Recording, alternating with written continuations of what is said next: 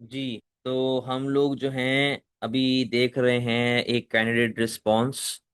इस बच्ची के कितने मार्क्स आए थे भाई? इस बच्ची के 43 मार्क्स आए हैं आउट ऑफ 60। ठीक है ना? 43 मार्क्स आउट ऑफ 60 बहुत बड़ा नंबर है। तो ए आया है इसका। तो हम लोग बेटा ये मई जून 25 वाला जो है हम लोग अपना कैंडिडेट रिस्पॉन्स एक मरतबा गो थ्रू कर रहे हैं। हमने देखना है कि यार कहाँ पे इसको मार्क्स मिले हैं, कहाँ पर इसको मार्क्स नहीं मिले। तो माइक्रो हम लोग ऑलरेडी डिस्कस कर चुके हैं। हम लोग अब डिस्कस कर रहे हैं मैक्रो। जिन्होंने माइक्रो वाली वीडियो नहीं देखी हुई बेटे, पोर्टल पे अपलोडेड है, जाके देख लें। पोर्टल पे, यूट्यूब पे, हर जगह पे अपलोडेड है।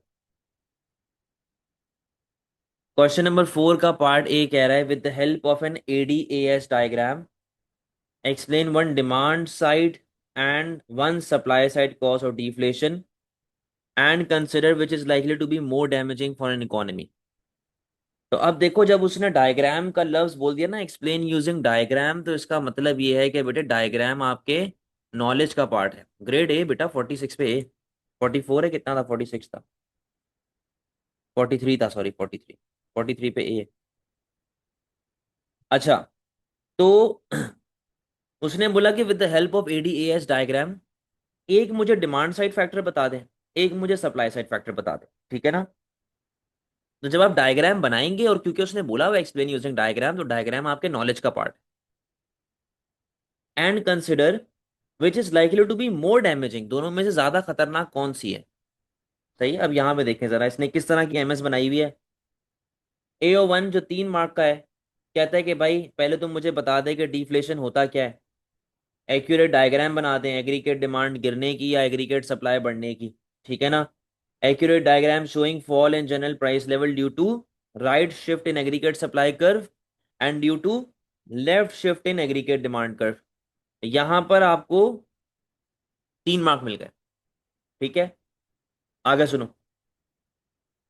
As indicated by the diagram, a fall in aggregate demand is also associated with the fall in GDP and employment level.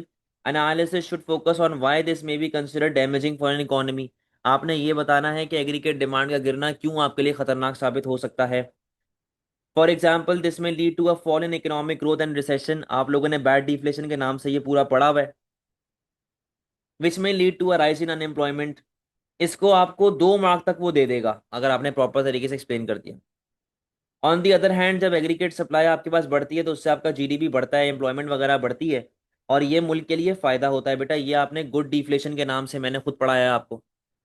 For example कि this may lead to an increase in economic growth resulting in more people being employed and it may also reduce inflationary pressure वगैरह वगैरह।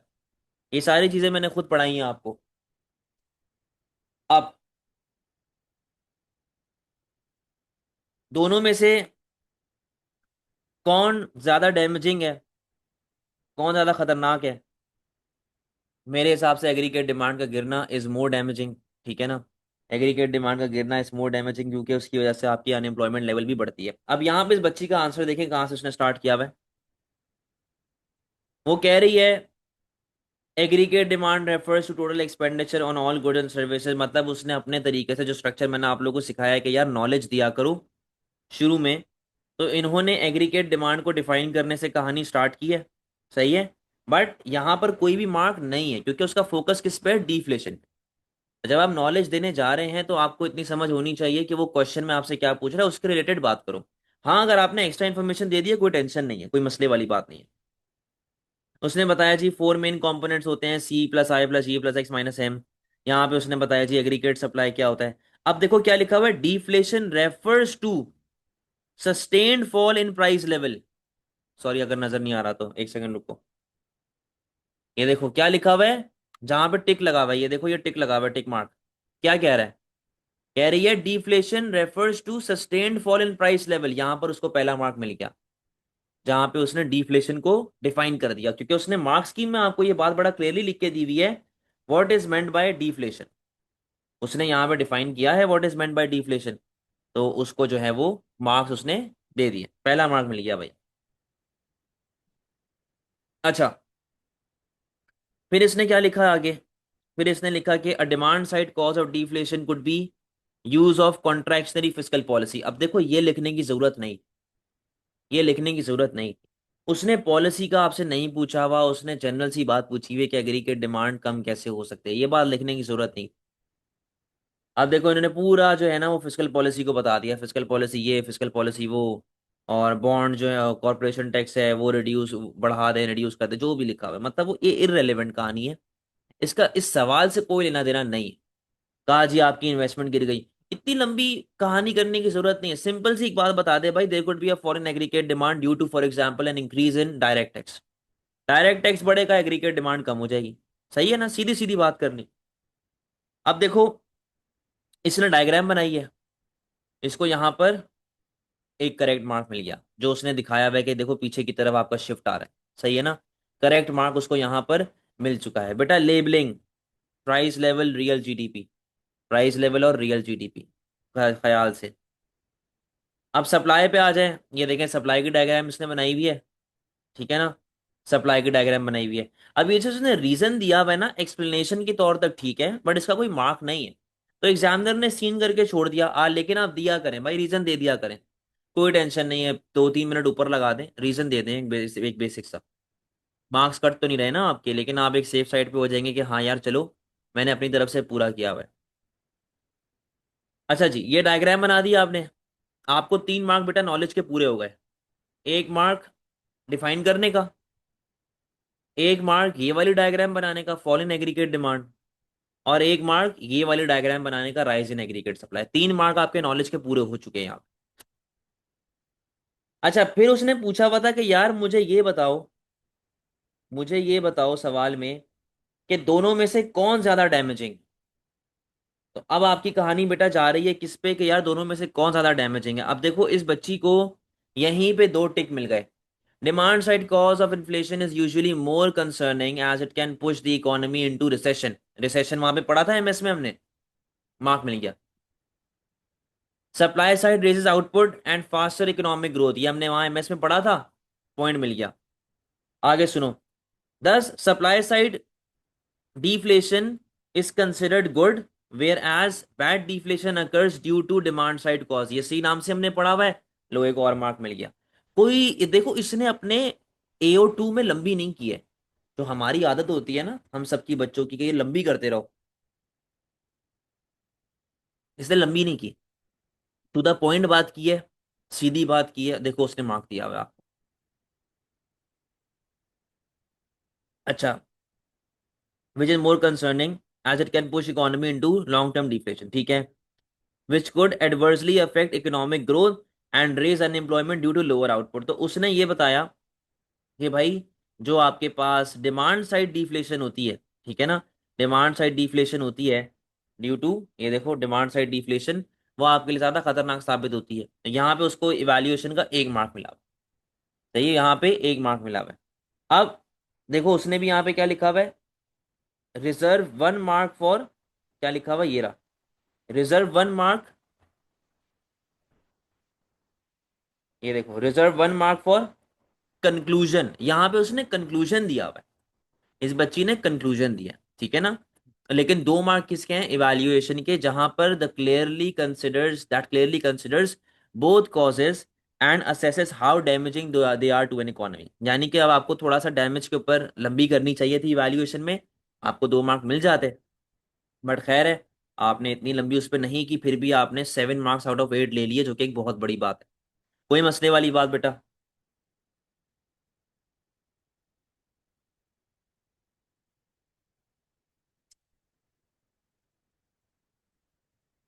कोई problem,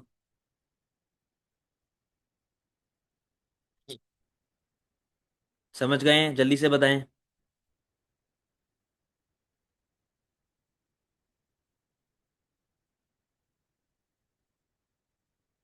चलो अब हम लोग बढ़ रहे हैं इसी के पार्ट बी पे। कहता है जी, assess the extent to which fiscal policy would be the best way to reduce high rate of inflation। कहता है इन्फ्लेशन को रोकने के लिए क्या fiscal policy is the best way. अब देखो इस तरह के क्वेश्चन में जहां पर आपको वो बीमारी नहीं बता रहा कि मुझे बीमारी क्या है, और वो आपसे दवाई पूछे जा रहा है कि यार मुझे दवाई बता दो, बट मैं बीमारी के बारे में आपको नहीं बताऊंगा। ऐसे क्वेश्चन में आप क्या करते हैं? ऐसे क्वेश्चन में आप एक पॉलिटिकल आंसर देते हैं। आप कहते हैं अगर ये बीमारी है तो ये दवाई खा लो, ये बीमारी है तो ये दवाई खा लो, सही है ना? आप कभी भी ये नहीं कहते कि तुम सिर्फ पैनाडोल खाओ ठीक हो जाओगे, या तुम सिर्फ डिस्प्रिन खाओ या ठीक हो जाओगे, ऐसे नहीं। सवाल में कहता है assess the extent to which using fiscal policy would be the best way to reduce high rate of inflation. क्या फिस्कल पॉलिसी बेस्ट वे है हाई रेट ऑफ इन्फ्लेशन को रोकने के लिए? अब इन्फ्लेशन तीन तरह की होती है भाई, demand pull cost push monetary, यानी कि डिमांड साइड और सप्लाई साइड होती है। आप डिमांड साइड के लिए एक फिस्कल पॉलिसी ले लें, और सप्लाई साइड के लिए, सप्लाई साइड डिफ्लेशन के लिए cost put, supply side inflation यानी कि कॉस्ट पुश इन्फ्लेशन के लिए आप सप्लाई साइड पॉलिसी ले लें। ठीक है, अब जरा एमएस को देखिएगा। यू स्टेबल ए, AO1 सही है, उसने तो अपनी मार्किंग के लिए किया हुआ। AO1 AO2 आउट ऑफ 8, ठीक है ना? और AO3 आउट ऑफ 4। अब यहां पे देखो जरा, नॉलेज एंड अंडरस्टैंडिंग क्या कह रहा है। Use of fiscal policy will involve increasing level of taxes and reducing government spending. Tax बढ़ाना है और गवर्नमेंट स्पेंडिंग कम करनी है। The advantages include the fact that it is relatively quick and can be effective, particularly if dealing with demand pull inflation। ये देखो ये क्या है, ये फिस्कल पॉलिसी का benefit. However, it will reduce economic growth and may lead to unemployment. It will also be less effective if the main cause is cost push inflation। वही वाली बात है, देखो उसने हमें बीमारी नहीं बताई ना, तो हम दवाई तो बता नहीं सकते। तो हमें बेनिफिट्स एंड ड्रॉबैक्स बताने हैं, एंड में हम लोग जजमेंट यही देंगे, इट डिपेंड्स वाला। आगे सुनो। These advantages and disadvantages must be analyzed against an alternative policy or policies। Minimum एक और पॉलिसी तो बतानी ही बतानी है। अगर आप दो बताना चाहें, आपके पास टाइम है, आप दो बता दें, आपकी मर्जी। These are likely to be supply side और monetary policy। Supply side policy हो सकती है, मॉनेटरी पॉलिसी हो सकती है। The analysis should focus on their likely success in reducing a high rather than low sustainable rate of inflation। Level one response क्या होता है? Will be assertive and lacking in explanation, mainly descriptive, और mainly lacking in relevance to the question. Descriptive का मतलब ये होता है कि आप सिर्फ कहानी बताए जा रहे हैं, आप बेनिफिट ड्रॉबैक नहीं बता रहे हैं, सही है? यहाँ पे ये जो लिखा हुआ है रेलेवेंस टू द क्वेश्चन, आपसे वो कॉन्ट्रैक्शनरी पॉलिसी के बारे में पूछ रहा है क्योंकि इन्फ्लेशन आ रही है। आप डिफ्लेशन को सॉल्व करने वाली पॉलिसी बता रहे हैं, आप एक्सपेंशनरी पॉलिसी बता रहे हैं, ये प्रॉब्लम। लेवल टू रिस्पॉन्स क्या होता है? उसमें कुछ इनएक्यूरेसीज होती हैं, but may be one sided, and may be one sided as well, यानी कि आप सिर्फ फिस्कल की बात कर रहे हैं, आपने कोई अल्टरनेटिव पॉलिसी दी ही नहीं है। Analysis will be explain at least in part and will be largely relevant to the question. कहता है कि भाई वो फिर उस हिसाब से जो मतलब समवॉट करेक्ट है, इतना बुरा नहीं है। लेवल थ्री रिस्पॉन्स क्या होता है? ऑल्टरनेटिव पॉलिसीज भी लेके चलेगा, कॉन्सेप्ट्स को प्रॉपर तरीके से लेके चलेगा, एंड विल बी बैलेंस्ड। ऐसा नहीं कि आपने दो बेनिफिट दो ड्रॉबैक फिस्कल पॉलिसी के डाले हैं, तो आप सप्लाई साइड का सिर्फ एक बेनिफिट बता के आगे की कहानी बढ़ा दो, ना उसका दूसरा बेनिफिट बताओ, ना उसके ड्रॉबैक्स बताओ। बेटा वेल बैलेंस्ड आंसर होना चाहिए, बराबर आपने कंपेयर करना है ना दोनों को। Explanation of point raised will be offered and will be accurate and relevant to the question. ठीक है, इवैल्यूएशन क्या कह रही है? That clearly compares the analysis of using fiscal policy along with using at least one other policy comparison and reaches a justified conclusion as to which is the best। One-sided response cannot gain any mark for evaluation। यानी कि आपने सिर्फ और सिर्फ fiscal policy के बारे में बताया हुआ है। जब आप सिर्फ फिस्कल पॉलिसी के बारे में बताएंगे तो एक तो आपका आंसर आ गया लेवल टू में, क्योंकि आपने ऑल्टरनेटिव पॉलिसी के बारे में बात नहीं की। उसके बाद बेटा जीरो, इवैल्यूएशन के मार्क कितने? जीरो। समझे बात को? तो इस तरीके से बेटा ये आपके पास चल रहा होता है। अच्छा, हमारे पास यहाँ पर कहीं पे चार्ट अगर गिवन हो, अब ये देखो,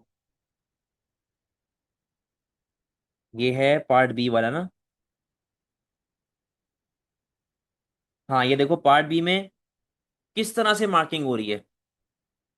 लेवल वन ये होता है जहां पे आपको एक से दो मार्क मिलेंगे, इससे ज्यादा नहीं मिलेंगे, सही है ना? ये AO1 और AO2 की बात कर रहा हूं। कितने मार्क मिलेंगे? एक से दो मार्क। लेवल टू में अगर आपका आंसर आता है, यानी कि आपने सिर्फ फिस्कल पॉलिसी के बारे में बात की, आप वन साइडेड रहे हैं, आप उस किसी और ऑल्टरनेटिव पॉलिसी के बारे में आपने बात नहीं की, तो आपको मिलेंगे 3 से 5 मार्क के दरमियान, यानी कि थोड़ी बहुत मिस्टेक्स हैं, थोड़े से आपने भंड मारे में, आपको मिलेंगे 3 से 5 मार्क। और अगर आपने डिटेल्ड नॉलेज दी हुई है, डिटेल्ड एक्सप्लेनेशन दी हुई है, डिटेल अंडरस्टैंडिंग है, डिस्क्रिप्टिव नहीं है आंसर, टू साइडेड जा रहा है, प्रॉपर तरीके से आप एक्सप्लेन कर रहे हैं, तो आपका आंसर आएगा लेवल 3 में। सही है। तो आपको मिलेंगे यहाँ पे 6 से 8 मार्क। अब इवैल्यूएशन कैसे चेक होती है ये देखो जरा। अगर तो आपने ऊपर डिस्कशन नहीं की भी, आपका टू साइडेड नहीं है आंसर, वन साइडेड ही है, तो बेटा इवैल्यूएशन 0 है ना, तब तो कोई मार्क्स है ही नहीं। क्या लिखा हुआ है, इवैल्यूएशन का लेवल 1 कहाँ पे होता है, प्रोवाइड अ वेग और जनरल कंक्लूजन और judgement in relation to the question, make simple evaluative comments with no development and little supporting evidence. बहुत कम इवैल्यूएशन है, कोई आप उसको सपोर्ट करने के लिए पॉइंट नहीं दे पा रहे, कोई करेक्ट पॉइंट नहीं दे पा रहे, तो बेटा ये इस तरीके से आपके पास जो है वो 1 से 2 मार्क मिलेंगे, इवैल्यूएशन के से ज्यादा नहीं मिलेंगे। लेवल 2 में इवैल्यूएशन कब आएगी, जब आप उसको जस्टिफाइड कंक्लूजन देंगे, अपनी जजमेंट देंगे, आप उसको प्रॉपर बताएंगे कि हाँ जी भाई मेरे हिसाब से ये चीज हो रही है, वेल सपोर्टिव इवैल्यूएटिव कमेंट है, रीजनिंग है, डेवलप्ड पॉइंट है, तो बेटा जब आप ये सारी चीजें उसको प्रॉपर तरीके से एक्सप्लेन करोगे, तब आपको 3 से 4 मार्क के दरमियान इवैल्यूएशन में मिलेगा। सही है। अच्छा, हम थे क्वेश्चन नंबर 4B पे।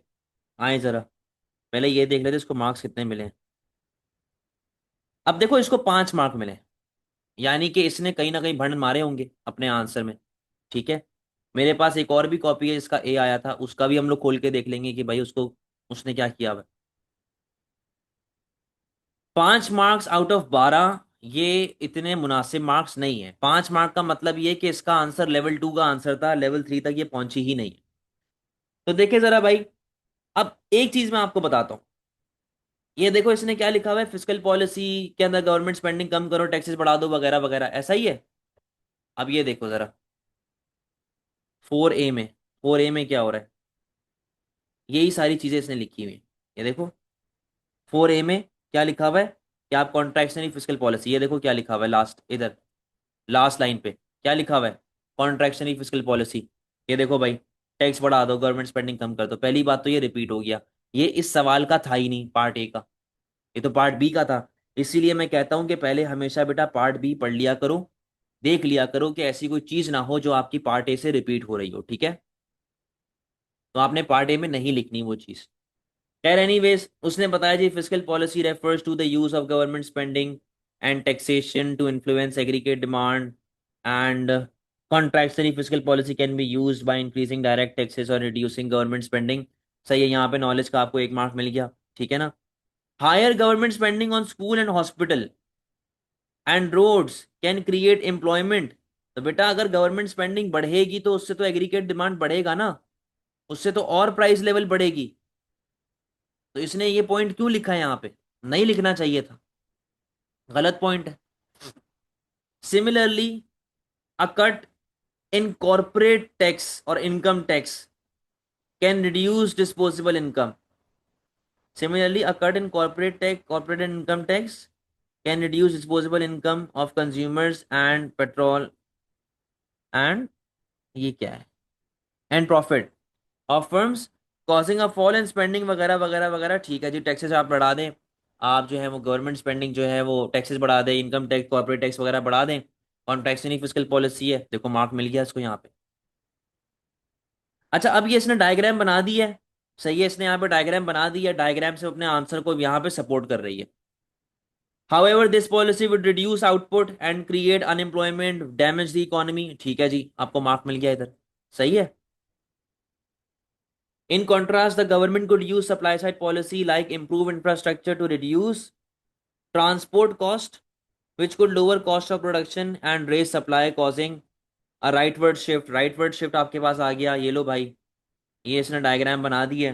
ठीक है। अच्छा, अब इस डायग्राम में एक थोड़ा सा जो प्रॉब्लम मुझे दिख रहा है वो ये है कि इसको अपना एक एग्रीगेट डिमांड कर्व ना हाइपर इन्फ्लेशन पे दिखाना चाहिए था। यहाँ पे देखो ये पोटेंशियल है।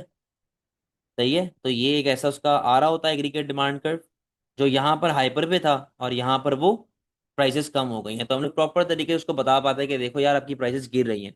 और ये कर्व इस तरह मैंने नहीं सिखाया हुआ। मैंने बताया था कि आपके पास वो एक ही लाइन सीधी चल रही होती है, यूँ सही है ना। अलग अलग लाइंस जो है वो नहीं आ रही होती। नहीं, बल्कि एक ही आ रही है इसकी, सॉरी, हाँ यही आ रही है, सही आ रही है, कर्व सही है, कर्व सही है। बट इसने ये जो हाइपर वाला केस नहीं शो किया, इसको करना चाहिए।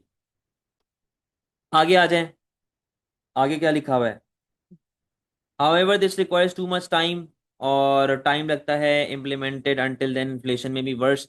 तो बेटा डेवलप नहीं किया हुआ ना पॉइंट आपने। आपने पॉइंट ही नहीं डेवलप किया हुआ। आपने उसको एक्सप्लेन सही से नहीं किया हुआ। फिर क्या लिखा हुआ है? Thus, while fiscal policy can be useful to address demand pull inflation that occurs due to demand side factors, it does not directly takes cost push inflation plus creates negative effect damaging long term economic stability। ठीक है जी, यहाँ पर भी आपको mark मिल गया। देखो red mark आपका लगा हुआ है, ये चीज एमएस में भी थी। However, short-term implications be like opportunity cost must be done. This it depends on the type of inflation. Hence, a multi a multi multifaceted approach would be more useful। ये सवाल एक मिलता जुलता एक क्वेश्चन था। ये सवाल ऑलरेडी मैंने आप लोगों को करवाया हुआ है, बहुत बार करवाया हुआ है, और नोट्स में भी आपके पास इसकी मार्क स्कीम है। बेटा आप मेरा कंक्लूजन पढ़ना और आप ये कंक्लूजन पढ़ना, जमीन आसमान का फर्क। उसने ये क्या लिखा हुआ है? टीवी। टीवी का मतलब क्या है? टू वेग। मतलब बहुत ही ज्यादा एक वो है, जनरलाइज चीज आपने लिखी हुई है। आप बात की तह तक नहीं पहुंचे। आपको बताना चाहिए था कि ऐसी कौन सी जगहें हैं जहां पर fiscal policy is better than supply side policy. आपको बताना चाहिए था ऐसी कौन सी जगहें हैं जहां पे supply side policy is better than fiscal policy. And में जजमेंट देनी चाहिए थी। उसको बताते कि भाईजान अ सेट ऑफ पॉलिसीज या a mix of policies should be use together. Reason being fiscal policy is faster, fiscal policy is more result oriented, requires government intervention, फौरन से काम करती है। whereas supply side policy is helpful for a wider perspective if economy is looking for a long term economic growth। तो वो potential को बढ़ाने की बात करती है। और also supply side policy will reduce the cost of production which is the main cause of cost push inflation. Demand side policies fiscal policy can not solve the problem of क्या कहते हैं, कॉस्ट पुश इन्फ्लेशन, क्योंकि वो आती है cost बढ़ने की वजह से। Fiscal policy is only specific to inflation that is caused by changes in demand, not supply. समझे बेटा बात को? अगर मुझे नोट्स में ये वाला एक क्वेश्चन मिल जाए, मैं आप लोगों को अभी दिखा देता हूं। कोई मसला बेटा? समझ आया किस तरीके से आंसर को एग्जामिनर चेक कर रहा है?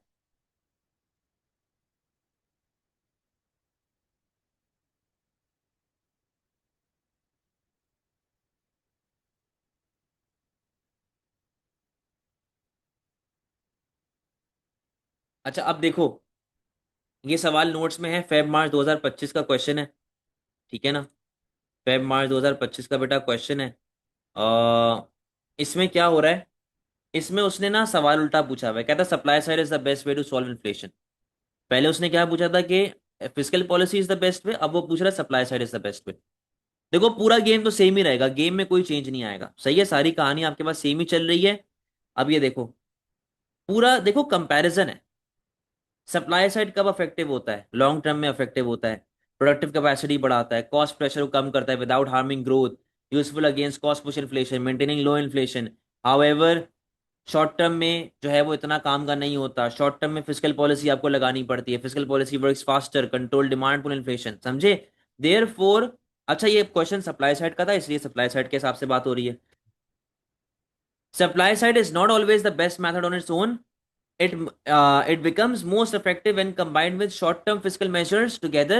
They can ensure both stability and sustainable growth, especially if inflation is driven by multiple causes। ठीक है? तो बेटा जरा सा चीजों को समझ के लिखा करें।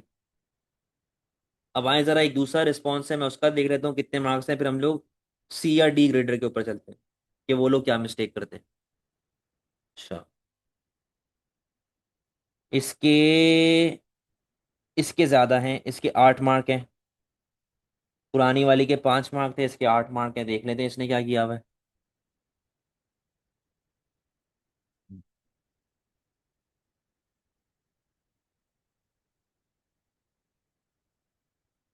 अच्छा, इसके पूरे के पूरे 8 मार्क है भाई। इसके तो पूरे के पूरे 8 मार्क हैं, पार्ट ए में भी और पार्ट बी में भी। जबरदस्त। आओ जरा इसका पार्ट ए देख लेते हैं, इसने क्या चीज ऐसी लिखी हुई है। अच्छा, इसने इवैल्यूएशन में ही कोई ना कोई गेम किया होगा, क्योंकि उस बच्ची के शुरू के तो तीनों में 3-3 थे। इवैल्यूएशन में 1 मार्क था उसका। अब यहाँ पे देखें, ये पार्ट ए है कि डिफ्लेशन कैसे होती है, दोनों में से कौन ज्यादा हार्मफुल होता है। दस डिफ्लेशन ड्यू टू SRAS, कहाँ से स्टार्ट हो रहा है इवैल्यूएशन, यहां से स्टार्ट हो रहा है। A deflation due to reduction in aggregate demand is more damaging because it will move the economy towards recession over time and is considered bad deflation due to negative multiplier effect. It will lead to higher deflationary gap, wastage and inefficiency वगैरह वगैरह। देखो उसको यहाँ पे 1 mark मिला evaluation का। सही है। यहाँ पे उसको, सॉरी ये आप लोगों को नजर ही नहीं आ रहा था, ये रहा लास्ट पैराग्राफ है। A deflation due to reduction in aggregate demand is more damaging because it will move the economy towards recession over time and is considered bad deflation due to negative multiplier effect। अब देखो यहां पर उसको 1 mark मिल गया, यहां पर उसको 1 mark जो है वो मिल चुका है। सही है। Thus, deflation due to SRAS increase is less damaging and even beneficial for the economy due to positive economic growth and no trading of government objectives. Deflation by falling aggregate demand will lead to demand deficit unemployment। यहां पर इसको मिल गया दूसरा mark कि क्यों demand गिरना is more damaging and requires very extensive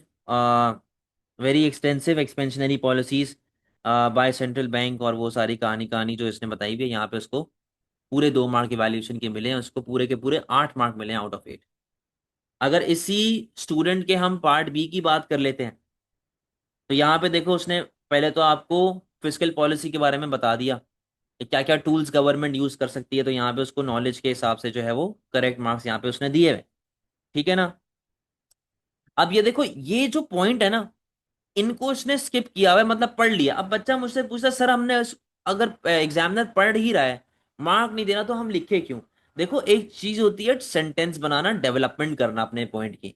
आप अगर आप मूवी बना रहे हो और आप डायरेक्ट क्लाइमेक्स पे पहुंच जाओगे, तो बेटा इस तरह तो नहीं होता ना, बिल्डअप भी तो करना पड़ता है। तो ये बिल्डअप वाली चीजें होती हैं कि फिजिकल पॉलिसी क्या होती है, फिजिकल पॉलिसी के अंदर किस तरह से काम चल रहा होता है, फिर आप बताओ कि भाई क्या क्या मैं कर सकता हूँ। आगे देखो।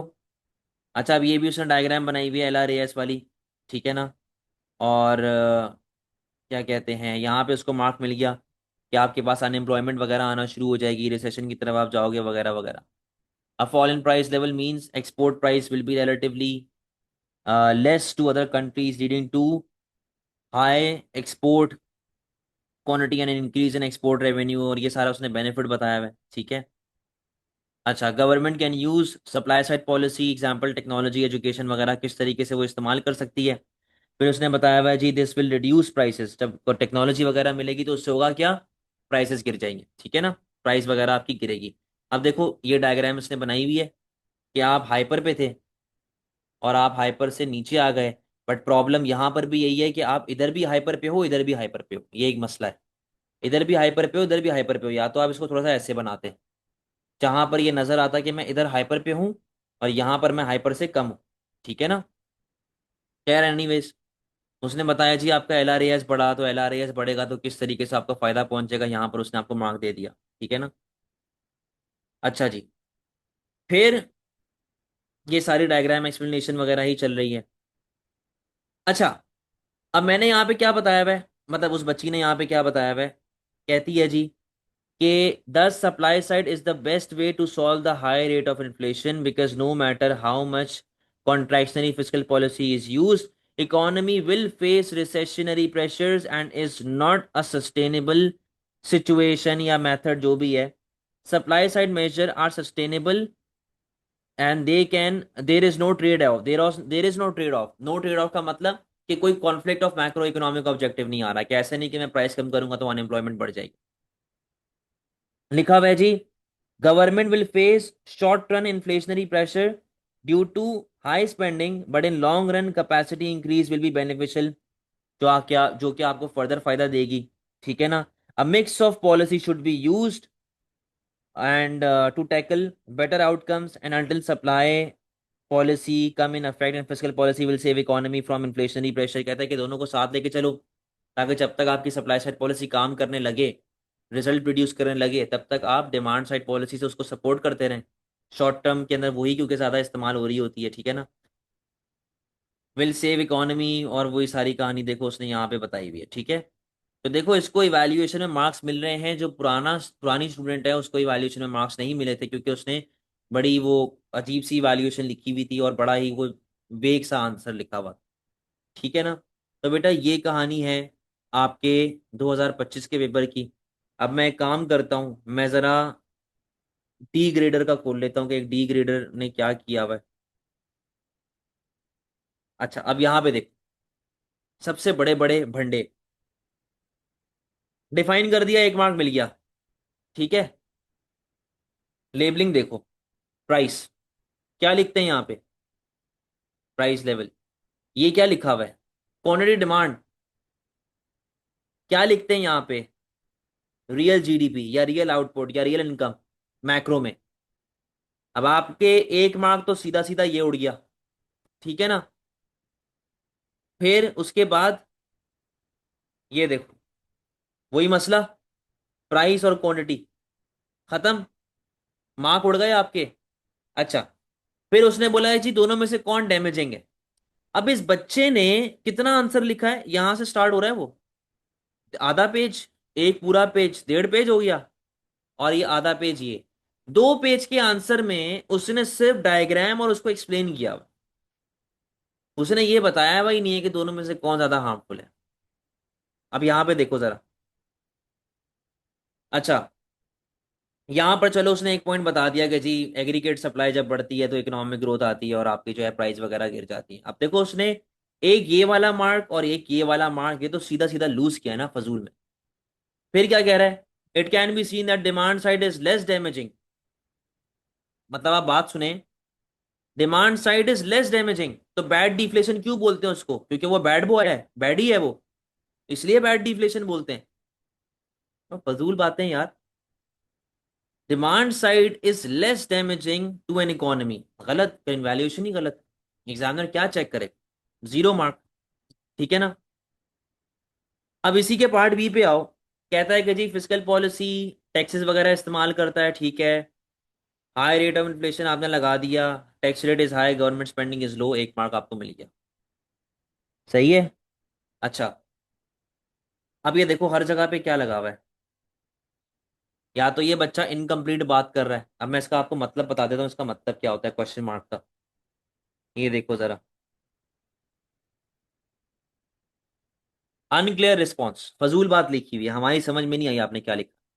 ठीक है।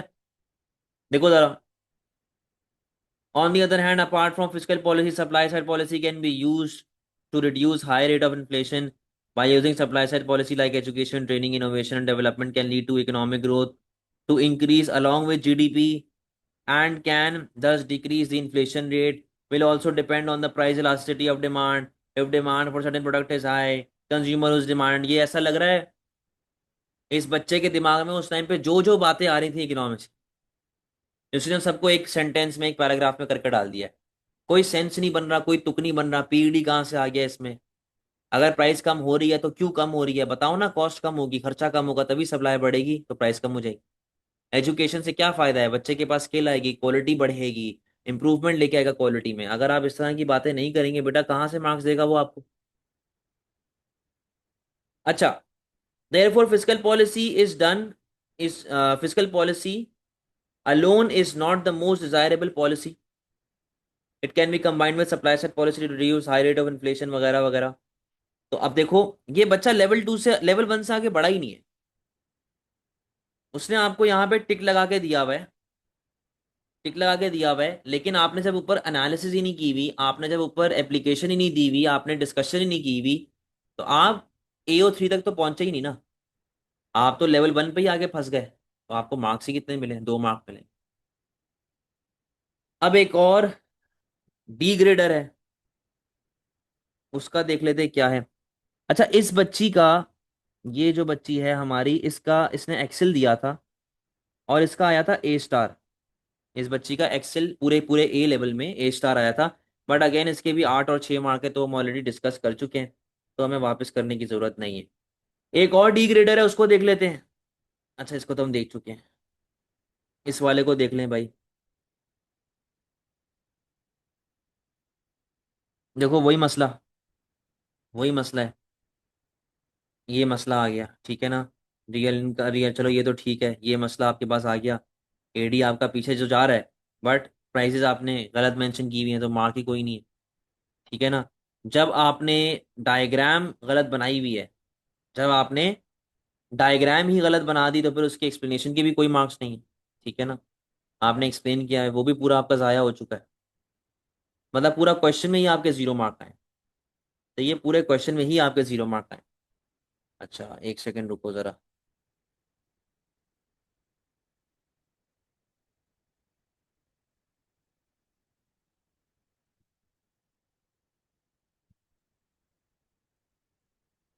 देखो, इस बच्ची की डायग्राम में,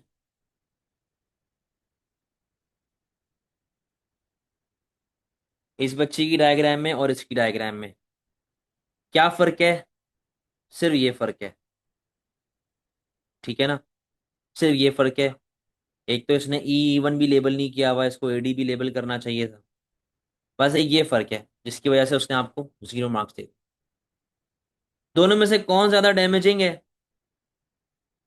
डिमांड साइड डिफ्लेशन ज्यादा डैमेजिंग है, क्योंकि डिमांड आपकी गिर रही है। एग्रीगेट डिमांड जब फॉल होगी तो price are unstable in the economy and to standard of living is reduced, which will further lead to immediate and serious effect on the economy as GDP is reduced, forcing the economy to not benefit from yet, पता नहीं क्या लिखा हुआ है। Whereas supply side cost deflation in that damaging is as it can be considered as milder good deflation which provides consumer। अच्छा, अब देखो इस सवाल में बच्चे के साथ जहां तक मुझे लगता है ना, ज्यादती हुई है, कहीं ना कहीं ज्यादती हुई है। क्यों ज्यादती हुई है? अब देखो, उसने कुछ बातें तो यहाँ पे लिखी हुई है ना कि यार डिमांड साइड जो है वो ज्यादा हार्मफुल है, सप्लाई साइड कम हार्मफुल है, वगैरह वगैरह। बट क्योंकि इस बच्चे ने अपने आंसर में भंडी इतने मारे हैं, अब देखो cost push inflation, deflation can also arise that cost push inflation meaning aggregate supply in the economy। अब वो ऊपर इसने इतना एग्जामिनर को ट्रिगर कर दिया है, इतनी हटा दी है एग्जामिनर की, एग्जामिनर ने बोला तेरी ऐसी की तैसी, तू आ इधर। उसने सारे ही मार्क्स काट दिए। तो कहने का मकसद ये है कि यहां पर अगर एग्जामिनर चाहता तो उसको 1-2 मार्क दे सकता था, 3 मार्क, मैक्सिमम 2 मार्क तो दे ही सकता था, बट खैर है, क्या बोल सकते हैं। अच्छा, अब इसी का पार्ट बी देख लें। सही है, फिजिकल पॉलिसी के आपने तरीके बता दिए, क्या क्या तरीके होते हैं। आपका एग्रीगेट डिमांड गिर गया, कॉन्ट्रैक्शनरी पॉलिसी। अब ये देखो, यहां पर भी वही मसला, ठीक है ना, यहां पर भी वही मसला। प्लस अगर आप हाइपर शो कर रहे हो तो भाई एडी करके दिखाओ ना। फिर उसके बाद वही वाली बात, अगर आपका एडी बढ़ भी रहा है तो इधर भी हाइपर पे था, यहां भी हाइपर पे था, समझे। ये मसले हैं डायग्राम्स में। यहां पर इसको फिर भी 5 मार्क चलो दे दिए एग्जामिनर, आउट ऑफ 12।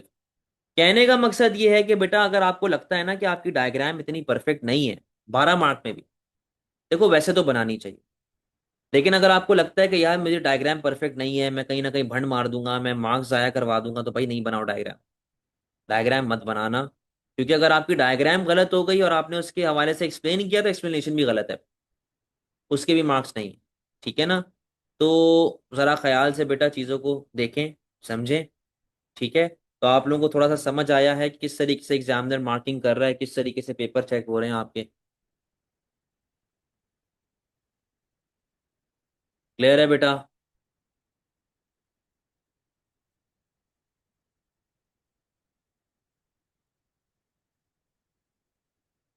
हाँ जी, जल्दी बताएं। Very good. चलें जी, इंशाल्लाह। अब देखो मेरी बात सुनो,